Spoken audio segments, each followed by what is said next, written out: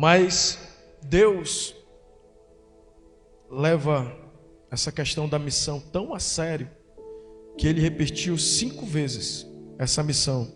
Amém? Ele diz lá em Mateus 28, 19 a 20, se você tiver condição de abrir, Ele diz: ide, portanto, e fazei discípulos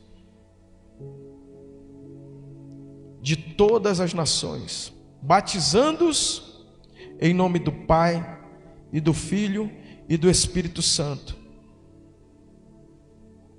Batizando em nome do Pai, do Filho e do Espírito Santo. E aí, ensinando-os a guardar todas as coisas que vos tenho ordenado. Eis que estou convosco todos os dias, até a consumação do século. A Bíblia dá várias razões, e a gente vai ler mais uma razão, porque a nossa missão nesse mundo. E quando a gente fala de missão no mundo, aqui dentro da igreja, irmãos, a gente exerce o ministério, que é o serviço. Eu estou aqui servindo você, e você está servindo o seu irmão. Mas quando se fala em missão, é uma missão no mundo. Ou seja, em que mundo? No mundo, no universo que você atua. Diga: eu atuo. E a tua missão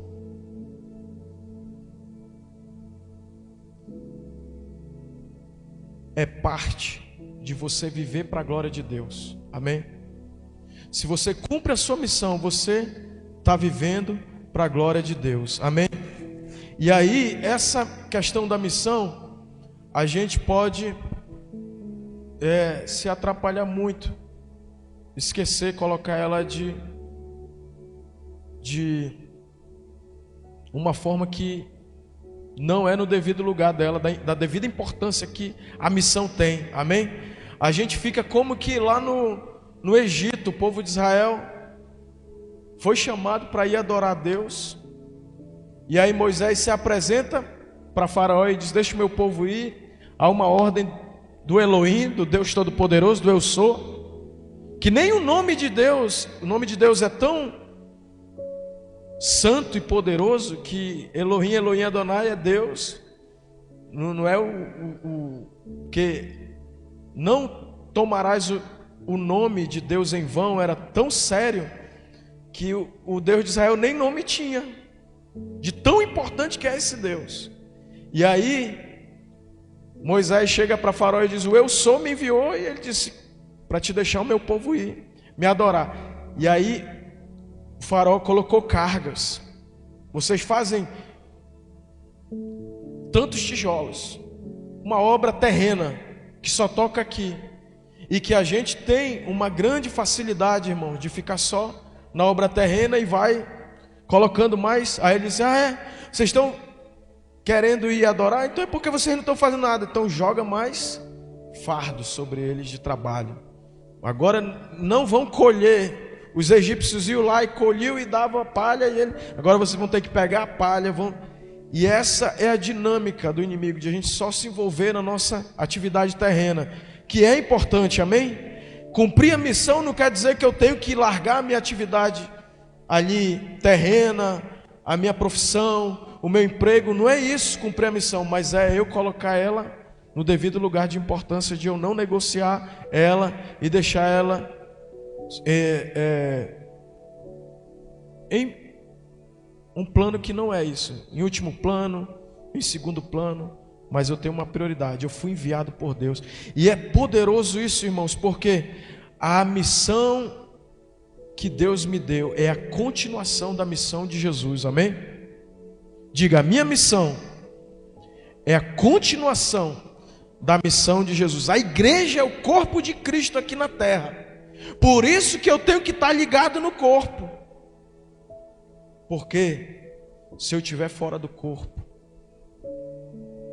eu não vou estar cumprindo aquilo que Jesus começou a fazer. Eu tenho que continuar. Que Deus está preocupado, irmãos, com a salvação dessa terra, porque Deus amou o mundo de tal maneira. O evangelho é simples. para que todo aquele que nele crê não pereça, mas tenha a vida eterna. E essa missão, ela é temporária, ela é transitória. Eu não tenho várias vidas para viver, não tem encarnação, amém? Não existe isso, porque o homem está ordenado morrer uma só vez, vindo depois disso o juízo.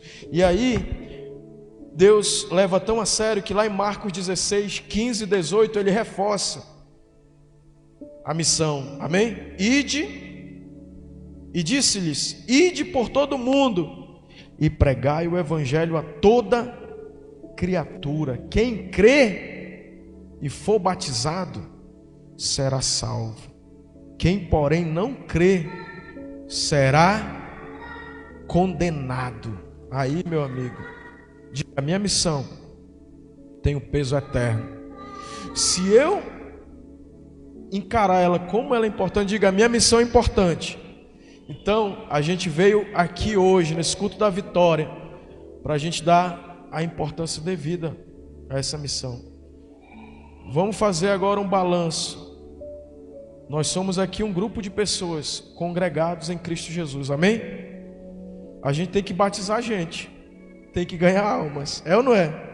Ano passado a gente não batizou, batizou? Não houve um batismo. Ou seja, quer dizer que a gente, fazendo uma análise fria, sem procurar culpado, sem se oprimir ou oprimir ninguém, mas a gente refletir seriamente, a gente ide por todo mundo e pregai o evangelho a toda criatura. Quem crê será salvo. Mas ele acrescenta mais uma vez: quem crê e for batizado. A fé, ela é uma demonstração pública através do batismo, amém? E aí será salvo. Quem, porém, não crê será condenado. Aí ele fala de um avivamento, irmãos. Estes sinais seguirão, estes sinais hão de acompanhar aqueles que creem. Marcos, eu estou lendo 16, 15 a 18.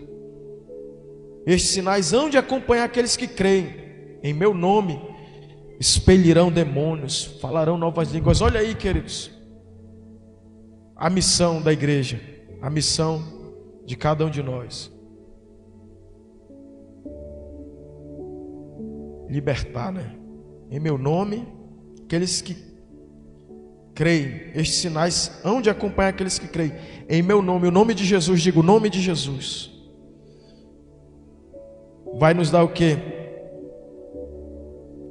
Expelirão demônios, falarão novas línguas. Fala do mover do Espírito Santo, fala do poder de libertação. Pegarão em serpentes, fala de proteção, amém? Contra os ataques do diabo. Eu quero declarar que o diabo está amordaçado, o diabo está cegado, o diabo está atado nos seus pés e nas suas mãos, em nome de Jesus. Porque às vezes, irmãos, a gente começa a viver a vida achando que não existe uma guerra espiritual, é ou não é? Que tudo é natural, a gente naturaliza, racionaliza tudo. Mas Deus, nessa grande comissão, nessa missão que Ele nos comissionou, Ele fala da batalha espiritual, Ele fala da proteção. Pegarão em serpente, é hora de a gente pegar a serpente e mandá-la embora, amém?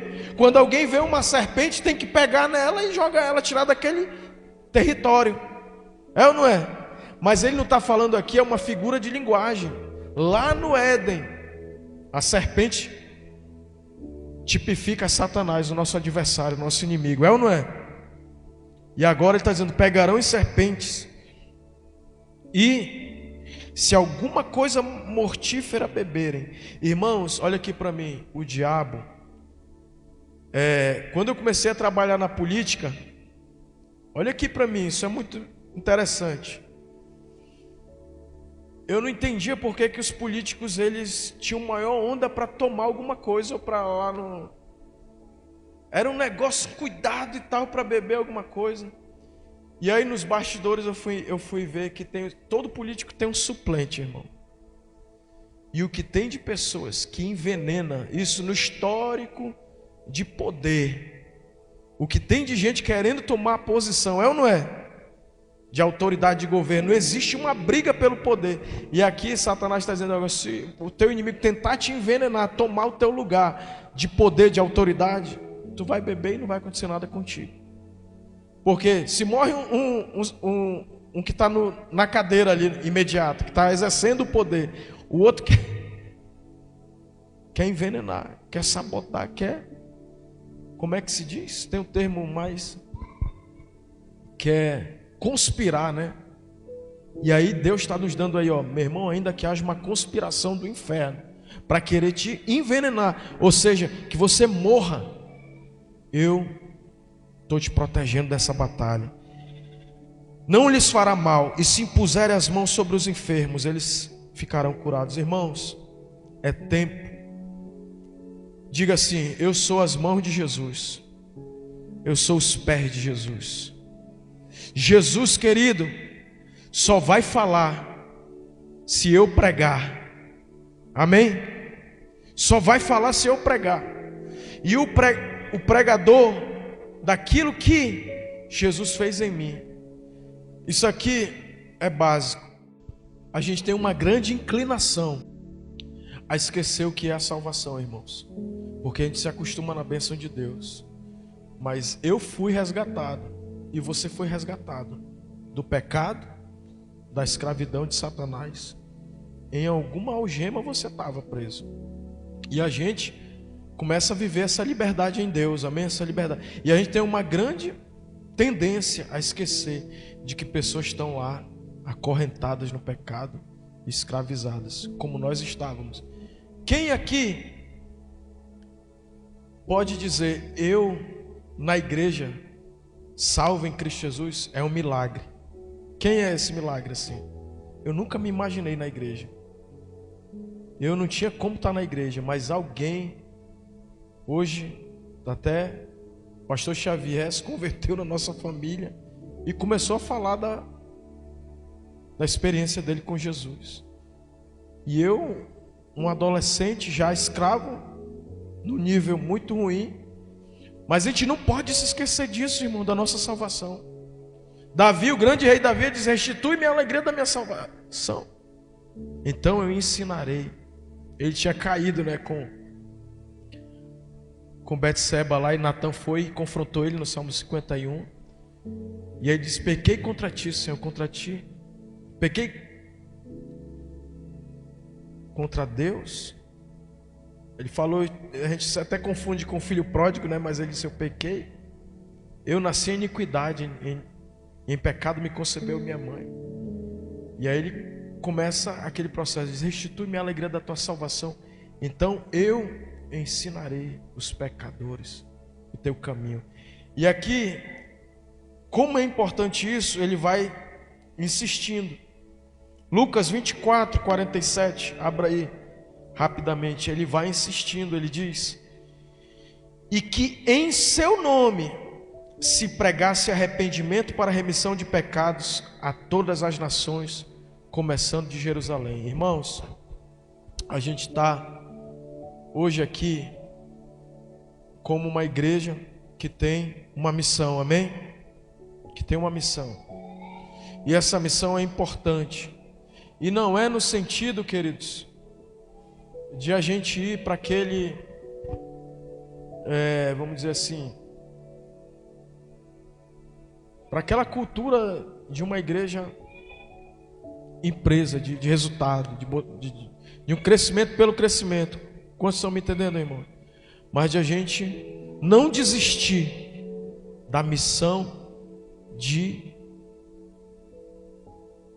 assumir a missão que Deus nos deu, de pregar o evangelho. Lucas, ele está falando aí, Jesus está dizendo, e que em seu nome, tudo isso é Jesus, se pregasse arrependimento para remissão de pecados a todas as nações, começando em Jerusalém. E aí é importante, queridos, a gente refletir. João 20, 21. Jesus insiste nisso. Jesus repete mais uma vez. Disse-lhes, pois Jesus outra vez, olha só como está Jesus falando da mesma missão. Outra vez, disse-lhe Jesus outra vez: paz seja convosco. assim como o Pai me enviou, eu também vos envio. Diga assim: eu fui enviado por Jesus. Eu estou nessa terra agora, porque Jesus me enviou, queridos. Eu não estou aqui para exercer a minha atividade profissional. Na verdade, todas as nossas atividades são importantes, amém? Mas elas são, como é que diz aquele termo? São bico. O nosso verdadeiro trabalho que vai repercutir é o que a gente fizer em Deus. E aí Deus ele estabeleceu esse envio, né? Esse envio. Jesus, assim como eu fui enviado pelo Pai, eu estou te enviando. Aí versículo agora, Atos 1:8. Mas recebereis poder. Irmãos, e olha só, o poder de Deus é liberado no posicionamento da missão. Ele diz: mas recebereis poder ao descer sobre vós o Espírito Santo, quando você estiver testemunhando. Diga, testemunhando. Nós não temos que fazer nada. A testemunha só tem que dizer o que aconteceu na vida dela. A gente não tem que criar uma coisa complexa. A gente só tem que dizer o que aconteceu na nossa. Quantos tiveram uma experiência genuína com Jesus aí? Quem teve? É a nossa missão, irmãos, falar o que Jesus fez na minha vida. Mas e quando você está testemunhando, quando alguém é convocado para depor como testemunha na justiça, ela não tem que falar nada mais, nada além da experiência que ela teve. Não, aconteceu isso, isso, isso. Vocês estão me entendendo, irmãos? Então, no reino de Deus, você recebe poder. Jesus está dizendo aí, vocês vão receber poder para ser testemunha, para falar aquilo. Quando tu fala daquilo que Deus fez na tua vida, você recebe poder, amém? Para testemunhar onde? No teu universo. A partir do ponto, Jesus não nos trouxe aqui, irmãos. Aqui não é o ponto de chegada, aqui é o ponto de partida. Esses dias eu tive que atender.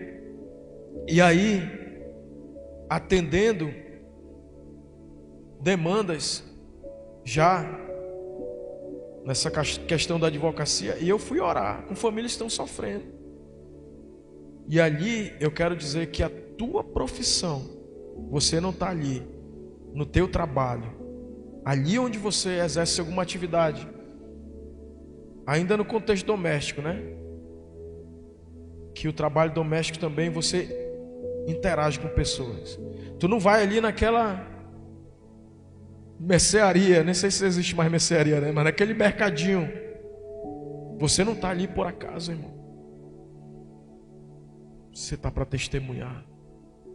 É indo e testemunhando a experiência que você teve, amém? Quantos estão caminhando comigo nesse raciocínio? Aí eu vou. Por que eu estou falando isso, queridos? Porque na minha agenda de ministração, esse é o mês do evangelismo. E evangelismo é a missão no mundo. É a missão no mundo. Você e eu estamos no mundo para testemunhar Jerusalém, Judeia, Samaria e até os confins da terra. Jerusalém, onde você mora. Vamos dizer Judeia, onde você trabalha, estuda. Samaria, em lugares que você tem uma possibilidade de ir lá. Confins da terra, quem sabe, né? Deus vai nos enviar para uma cidade do estado do Amazonas. Deus vai nos enviar para uma cidade já de outro estado, né? Quem sabe Deus pode nos enviar para uma nação.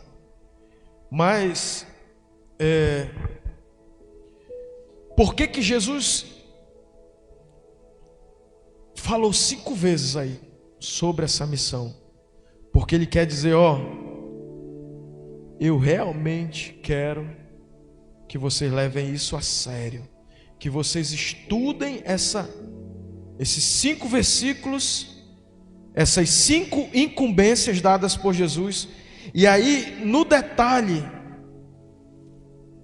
de eu analisar essa missão, ó, ide por todo o mundo e fazei discípulo de todas as nações, batizando-os em nome do Pai. Nessa reflexão, nessa atenção ao detalhe dessa missão na terra, nós vamos entender quando a gente tem que cumprir a nossa missão. Diga quando? Agora. É o único tempo que a gente tem. É urgente, né? Quando você está com alguém, eu estou cuidando de casos que tem pessoas presas. Sabe como é que você coloca? Réu preso, em regime de urgência. A gente está nessa urgência, irmãos. Quando que eu vou fazer algo para a salvação dos perdidos? Diga, quando? É urgente. Pode ser que amanhã a pessoa morreu e aí a eternidade já está definida. Morreu, segue-se o juízo. Agora, uma outra questão que a gente vai entender: onde eu vou cumprir essa missão? Diga, onde? Isso é importante. Onde? Aí tu começa a ligar o teu radar. Onde? Aqui. Aonde eu estou, no meu universo, na minha geração. Lá, primeiro eu tenho que trazer toda a minha família, amém? E nós vamos trazer a nossa família completa para Jesus, amém? E aí, meus amigos, aí eu falo dos vizinhos, né? Orando, algum tempo atrás, eu disse: Senhor, salva meus vizinhos. Só que tem vizinho que não é nem vizinho, né? Que você não tem contato nenhum com ele. Quantos já tiveram essa eu moro aqui, um cara do meu lado que eu não tenho um relacionamento. Mas aí, queridos, fala do vizinho do trabalho, amém? Daquela pessoa que você está próximo, que você se relaciona. Do vizinho da escola. Onde, pastor? É aonde você tem relacionamento, aonde você interage. Onde que eu vou cumprir a minha missão, eu vou testemunhar? Não é uma missão impossível, irmãos, é uma missão plenamente, só preciso analisar e ponderar com atenção, com seriedade. Jesus, eu estou aqui na terra para uma missão importante. É quando? É agora, é urgente. É onde? É onde você está, amém? Diga, onde eu estou? Eu sou um enviado, irmãos, eu vou chegar lá. É um privilégio a nossa missão. Os anjos queriam, mas Deus entregou para mim e para você essa missão. Amém? É um privilégio. E é uma grande responsabilidade. Por quê que eu vou cumprir essa missão? Por quê, né? Aí ele dá o destaque. Porque é questão de céu e inferno. Salvação e condenação eterna. É a coisa mais importante, irmãos. É a decisão mais importante das nossas vidas. Você e eu temos que analisar que nem aquele rico que disse: olha, eu vou construir o celeiro, vou encher de riqueza e depois eu vou curtir a vida. E aí Jesus disse: louco, o que tu tem preparado para quem será, né? Mas hoje vão pedir a tua alma. A gente está trabalhando com riquezas eternas. Por que que o diabo quer impedir que eu cumpra a minha missão, meu evangelismo? Por quê? Porque a gente está falando de riquezas eternas. Tudo isso aqui vai perecer, irmão. Isso aqui, ó, daqui uns anos, acabou. 50 anos, tudo isso aqui vai virar. Eu vi um pastor pregando, mas é muito invocado isso, irmão. Daqui 50 anos, nem muito, estou botando muito tempo, isso aqui tudo vai virar sucata. Muitos de nós, a matéria vai existir osso ou cabelo. Mas por que que eu tenho que enfatizar nessa missão importante? Porque ela vai repercutir na eternidade. Amém? O teu espírito e o meu espírito são eternos. E a alma das pessoas são eternas. Eu posso vestir ela de ouro, irmão. O diabo não está nem aí, irmãos. Se eu virar um grande ativista social, um grande ativista político, e eu der comida, e eu der qualidade de vida para as pessoas, o diabo não está muito. Agora, se eu for falar de Jesus, testemunhar, meu irmão, o diabo vai se levantar furiosamente, querendo impedir, porque ele é o valente que quer segurar na condenação eterna. Amém? Por que então eu vou cumprir minha missão? Que é a única coisa que é importante, irmão. Diga, eu tenho uma missão importante. O resto, irmãos, daqui uns dias não vai interessar se eu fui advogado ou se eu fui serviços gerais. Não vai. Mas vai interessar quantas almas foram para o céu através da minha humilde influência.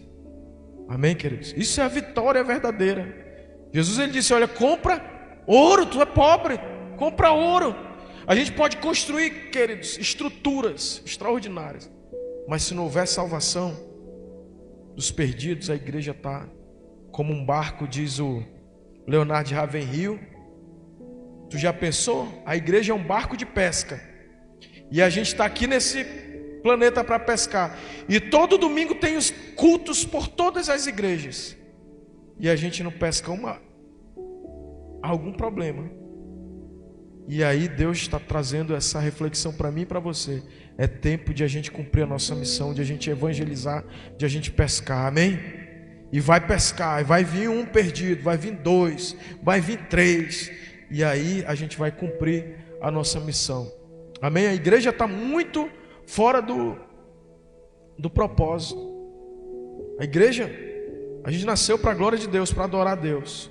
A gente nasceu para ser família, pertencer ao corpo. A gente nasceu para servir uns aos outros, ministério.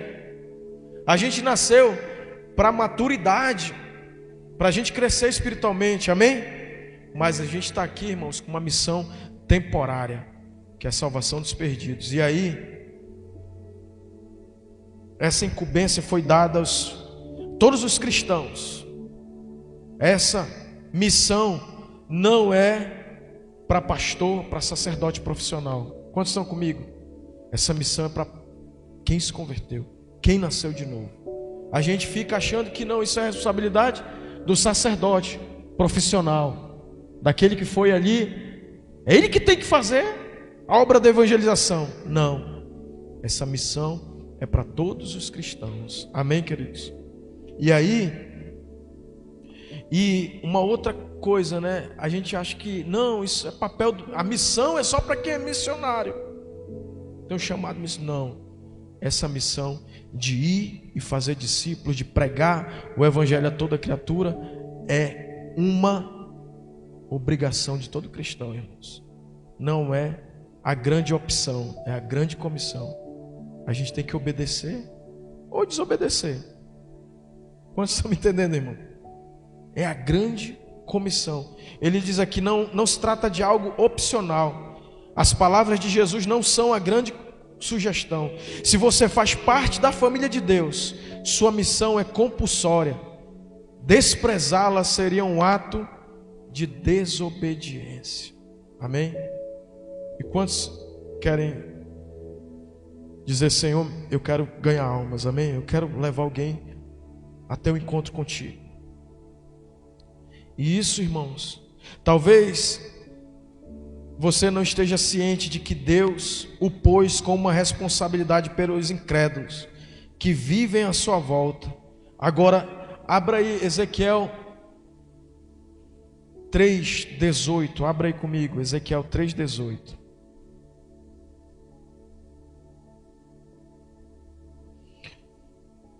Sangue aí, irmãos.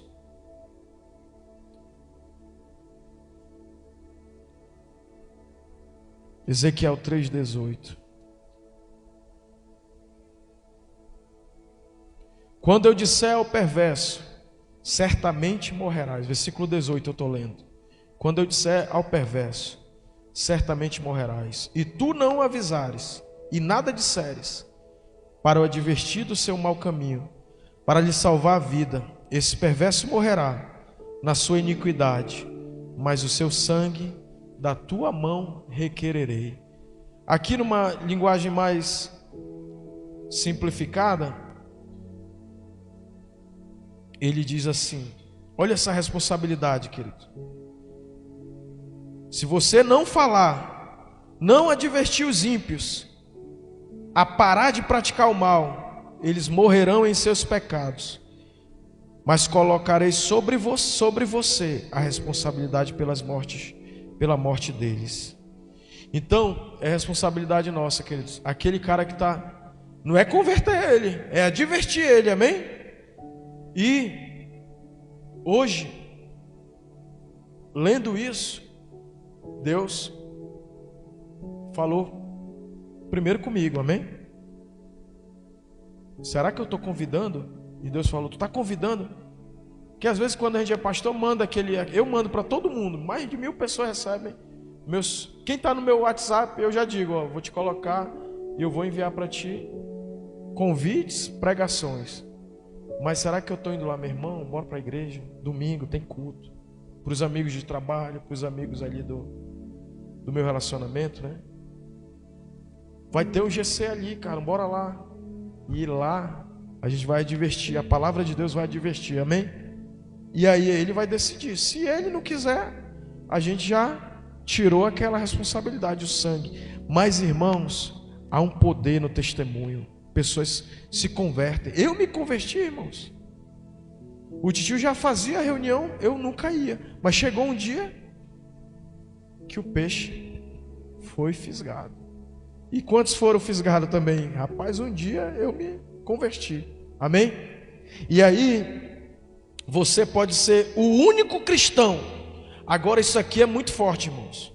Você pode ser o único cristão que algumas pessoas irão conhecer. E sua missão é contar a eles sobre Jesus. Não estou falando de religião, amém, queridos? Isso é muito forte. Pode ser o único cristão que aquela pessoa irá conhecer.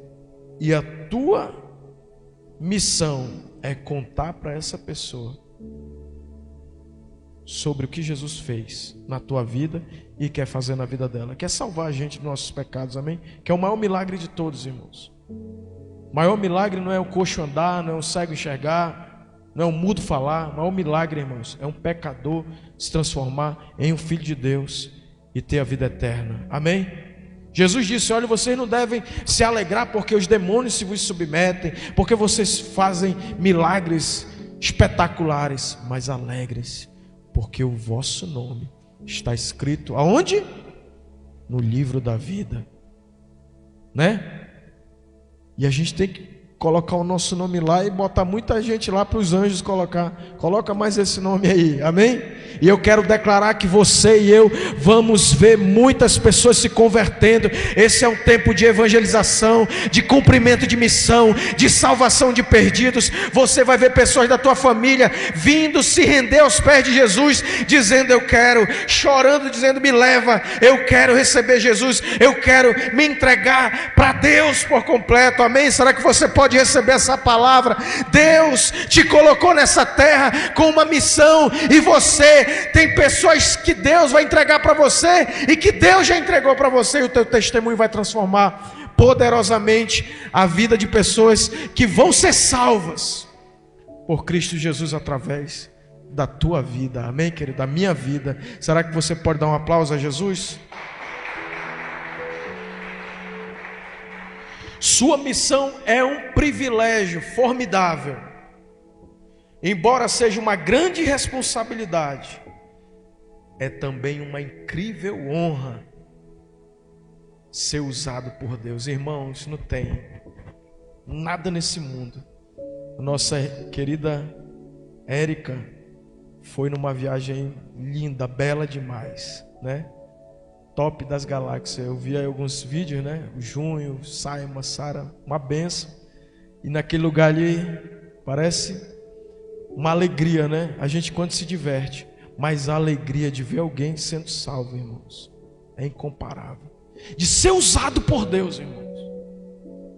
É ou não é? Quem já foi usado por Deus sabe. Sabe ou não sabe? Que é uma coisa assim, formidável, algo.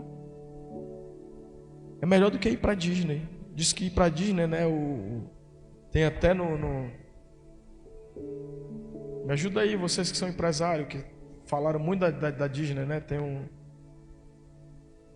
um tipo encantado, não sei o que.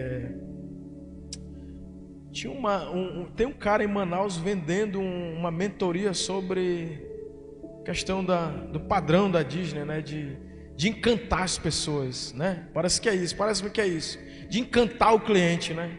Irmãos, eu nunca fui na Disney, mas eu já fui usado por Deus várias vezes. Já vi Deus fazendo coisas através da minha vida, de pequeno, incapaz. Mas irmãos, eu não sei como é ir na Disney, eu sei como é se divertir em família, mas é algo formidável, amém? Diga para o seu irmão, é um privilégio formidável. Paulo disse, e eu vou te provar isso agora na Bíblia, 2 Coríntios 5,18.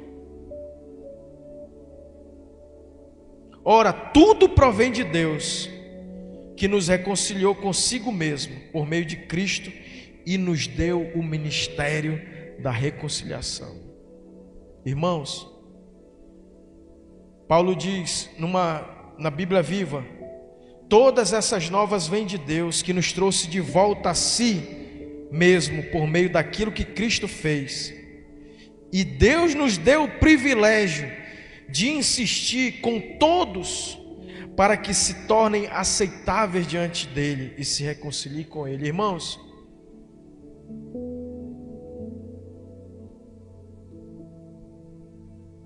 acabou a ministração de hoje.